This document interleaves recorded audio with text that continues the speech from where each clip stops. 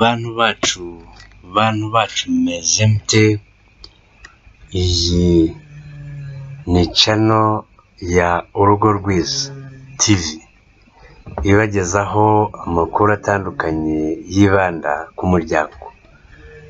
Tubibutsa gukora subscribe cyangwa abone biboneka mu nyuguti zitukura kuri ekara cyangwa screen y'igikoresho cya elegitoronike murimo mwifashisha. Byaterwa n'ururimi mukoresha, Icyongereza cyangwa Igifaransa. Ubu noneho tubazaniye inkuru ivuga ngo imaramatsiko ku mpamvu zatumye Clarisse Karasira atandukana na Alain Mukuru. Clarisse Karasira ni umwe mu bahanzikazi bagezweho muri iki gihe, ni umwe mu bakiri bato baririmba mu njyana gakondo. Uyu afite indirimbo nshya yitwa Uzibukirwa kuki.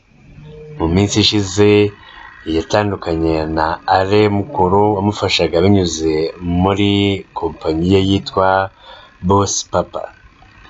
Nyuma y'itandukana ry'aba bombi bavuze ko byatewe n'impamvu bwite z'uyu muhanzikazi. Ibi byakuriye impaka nyinshi, havuzwe ibinyuranye byaba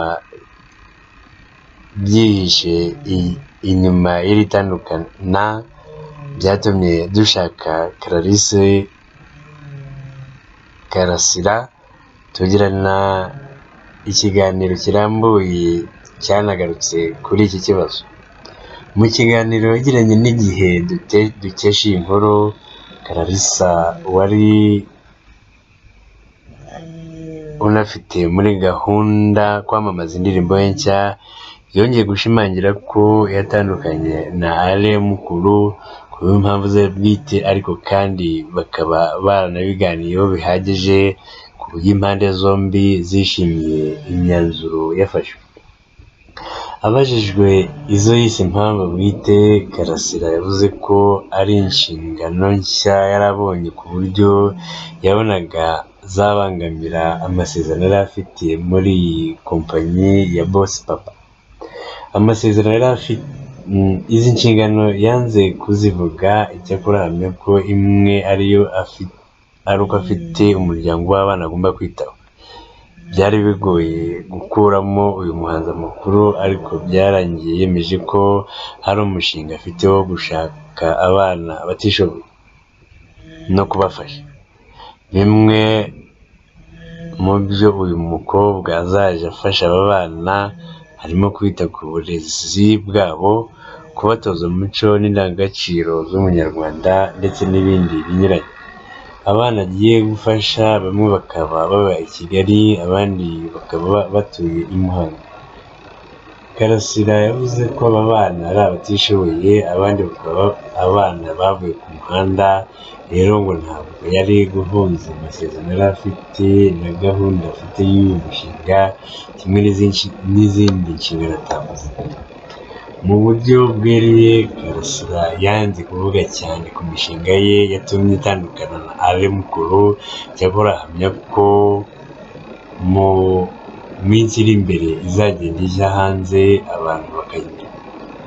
Karasira yahakanye amakuru avuga ko yatandukanye na Alain Mukuru bapfa amafaranga. Abajaga kure bakemeza ko bapfuye ijanisha ry'ayo uyu muhanzi yahabwaga igihe yabaga hari ikinji.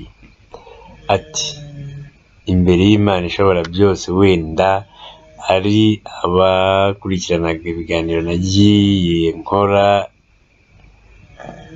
ninjira muri muzika, njye ntabwo intego yanjye ninjiranye muri muzika ari ugushaka amafaranga rwose, kandi amasezerano nari mfitanye na Alain Mukuru yari ashimishije rwose. Njye nawe tubanye neza.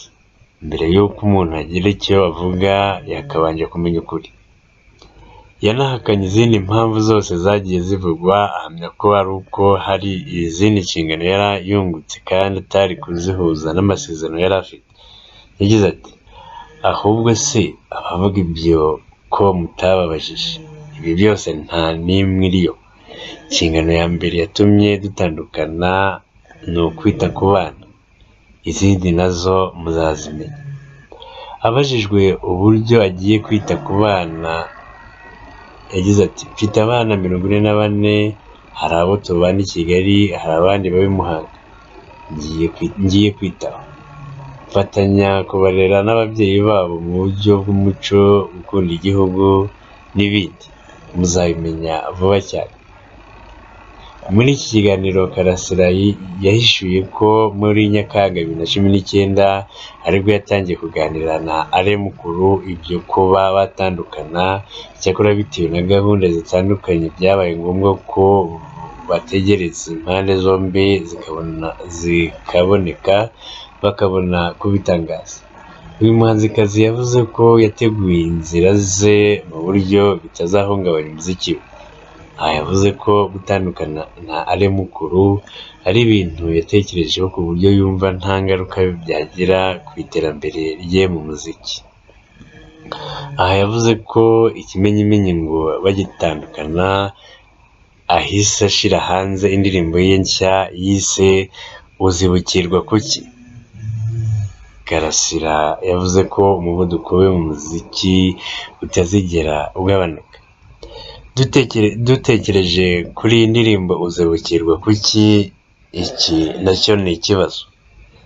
Akenshi abahanzi bakunze guhanga indirimbo cyangwa se gutunga indirimbo, kuzandika hanyuma bakazishakira amajwi n'amashusho bakaziririmba bafite icyo berekezaho. Bashobora kuririmba ubuzima bwabo cyangwa se ubw'abandi bantu bazi neza. Uzibukirwa kuki? Ese Alain Mukuru yaba hari abandi bantu yatandukanye nabo vuba aha cyangwa se bafitanye ibibazo, ko ashobora kuba ari we uririmbirwa indirimbo? Ibi nabyo ni ukubitegereza, bishobora kuzasobanuka hanyuma. Ubwo abazi ubuzima bw'aba bombi iki nacyo bakigenzura. Niba Alain Mukuru atandukana n'abahanzi batandukanye, byashoboka ko ari we uririmbirwa iyi ndirimbo, cyangwa se uyu muhanzi akaba yerekeza ku wundi muntu runaka. Iki nacyo yazakibazwa. Yemeje ko afite indirimbo nyinshi zitarajya hanze ndetse n'ibitaramo binyuranye, bityo yizeza abakunzi be ko tazaje kure yabo. Indirimbo nshya ya Karasira Uzibukirwa kuki ni iya kabiri yanditse ubwo yatangiraga umuziki, hari mu 2016 agikora kuri radiyo Ishingiro Gicumbi. Kuri ubu yayishize hanze iri kumwe n'amashusho yayo mu buryo bw'amajwi. Iyi ndirimbo yakozwe na J Paul, mu gihe amashusho yayo yo yafashwe anatunganywa na AB Godwin. Ngibyo iby'abahanzi n'ababafasha. Ese iby'uyu mukobwa birasobanutse?